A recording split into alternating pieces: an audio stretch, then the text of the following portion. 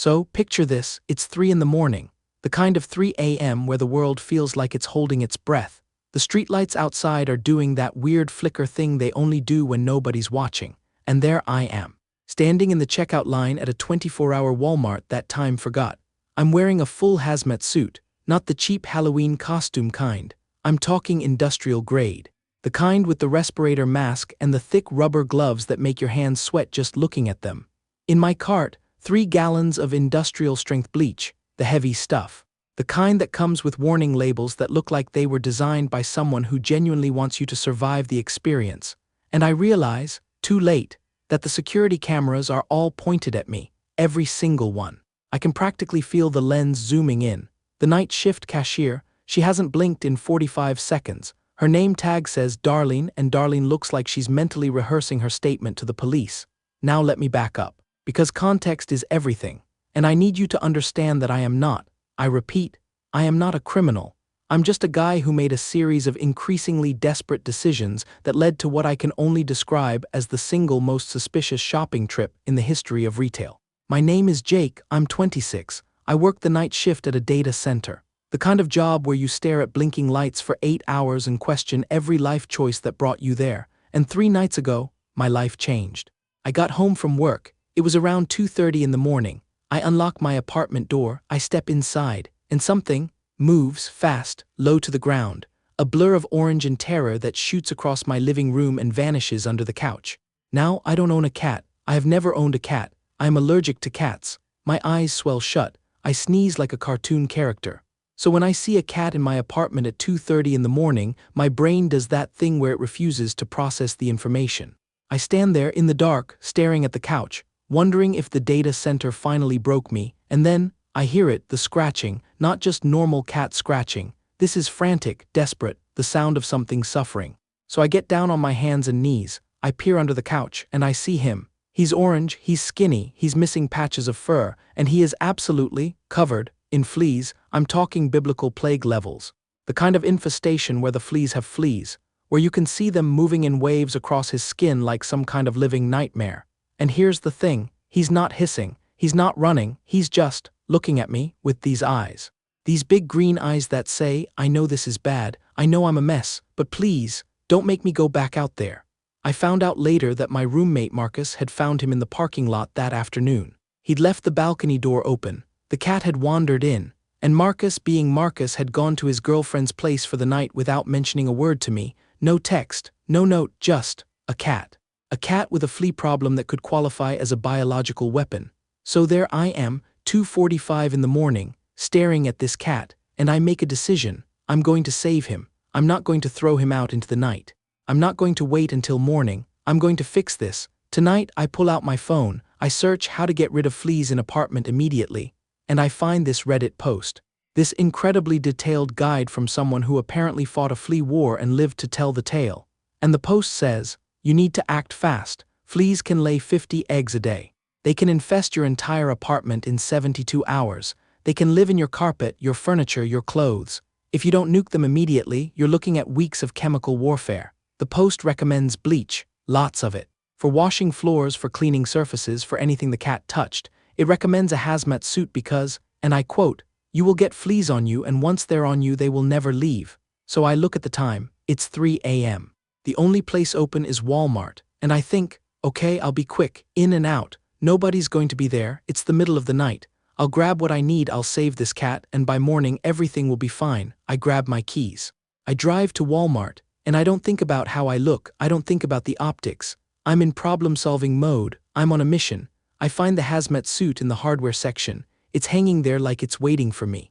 I grab 3 gallons of bleach because the Reddit post said don't skimp, and I head to the checkout, and that's where we started, with Darlene, sweet, terrified Darlene, who's looking at me like I'm about to ask her to help me dispose of a body.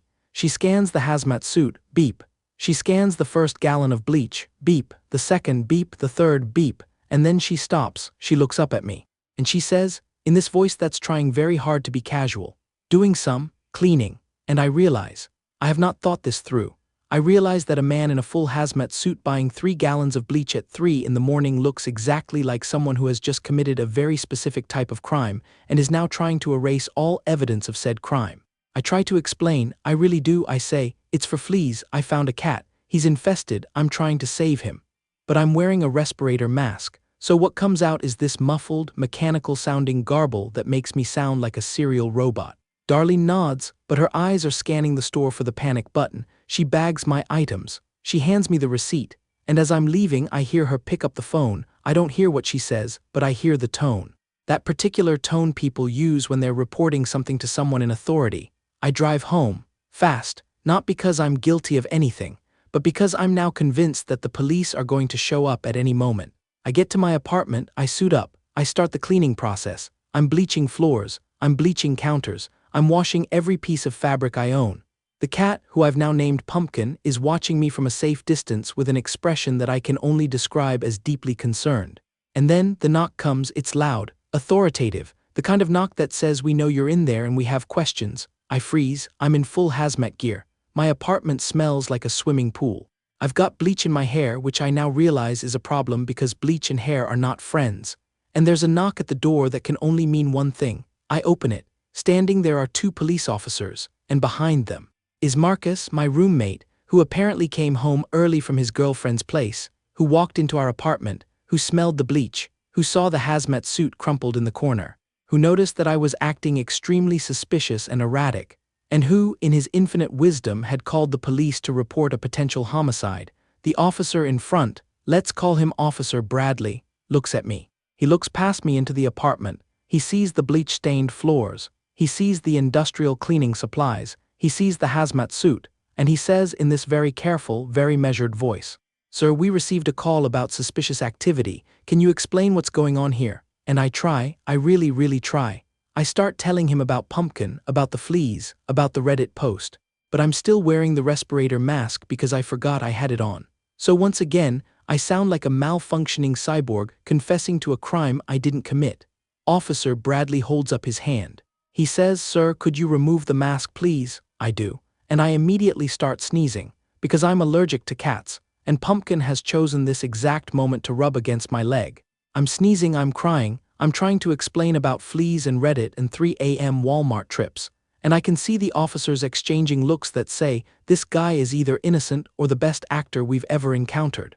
Marcus, meanwhile, is peering into the apartment. He's looking for a body. I can see it in his face. He's checking the corners, the closets, the bathroom. He's genuinely convinced I've murdered someone and is in the process of dissolving the evidence.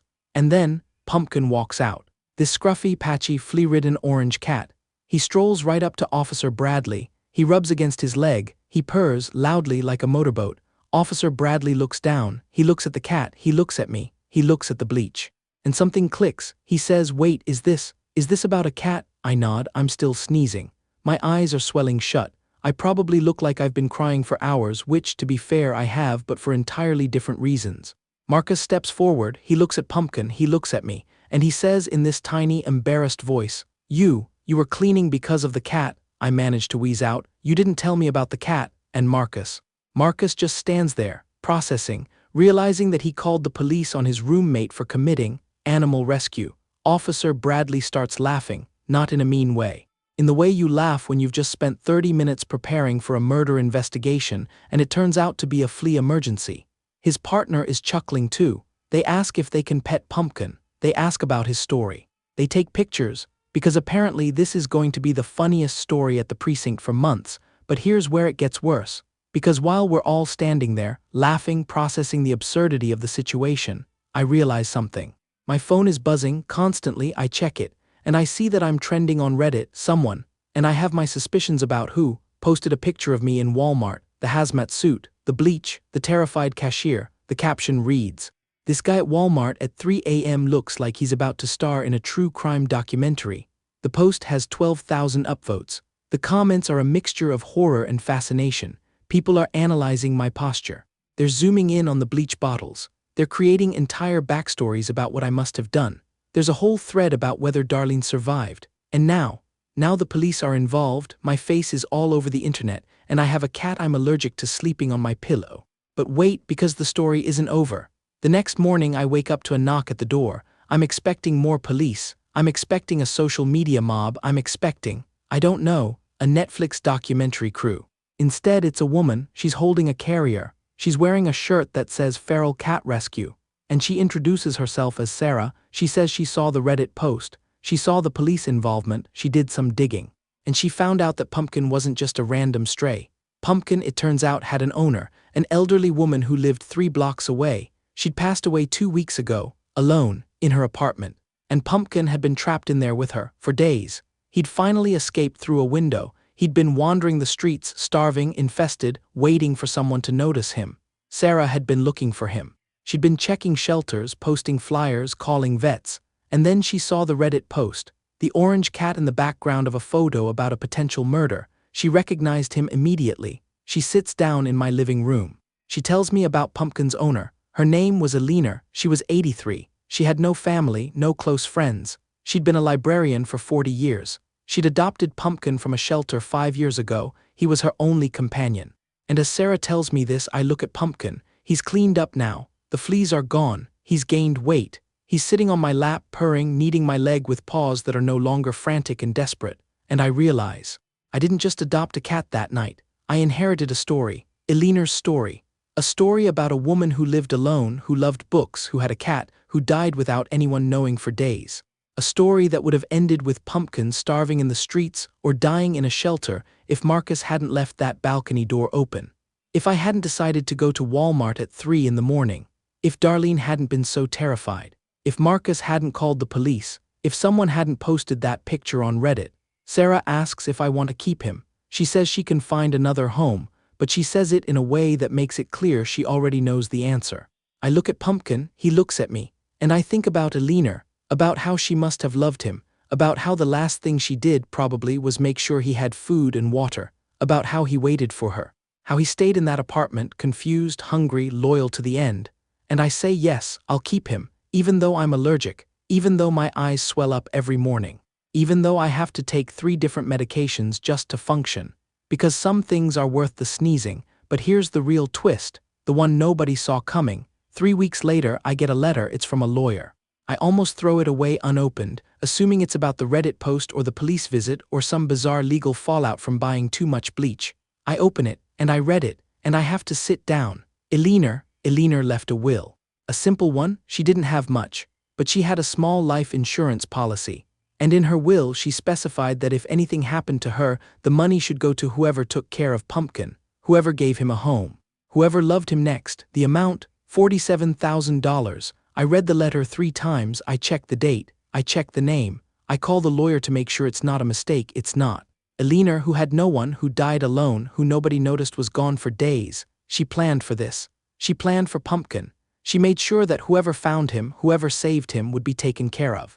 She turned her death into a gift, a weird, unexpected, life-changing gift. I sit there holding the letter with Pumpkin purring in my lap, and I think about that night. The 3 a.m. Walmart run, the hazmat suit, the terrified cashier, the police, the Reddit post, the embarrassment, the chaos, and I realize every single moment of that chaos was a thread in a pattern I couldn't see. A pattern that led me here, to this cat, to this gift, to this strange, beautiful, unexpected life.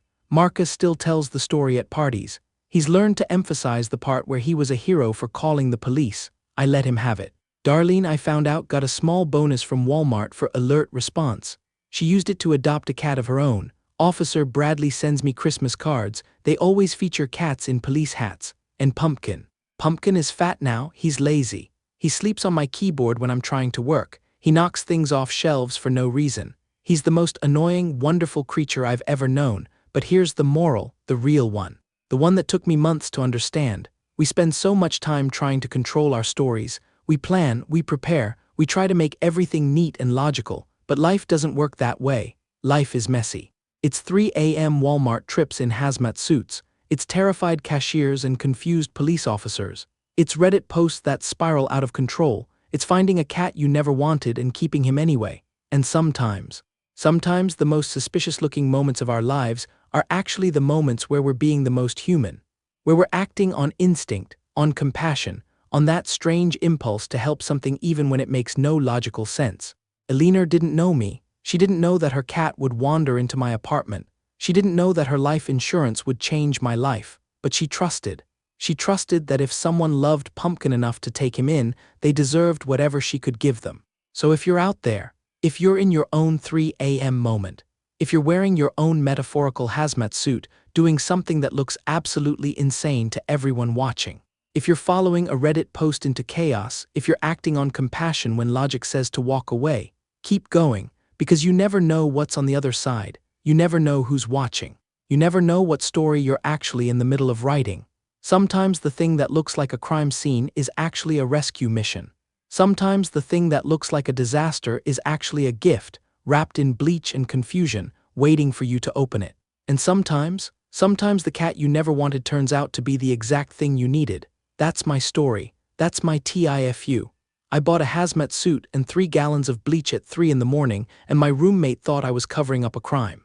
But what I was actually doing was starting the rest of my life. I still sneeze every day. I still take my allergy meds. I still have to explain to people why I have a cat when I'm allergic to cats. And every time I do, I tell them about Elena, about Pumpkin, about the night everything changed, because some stories are worth the sneezing.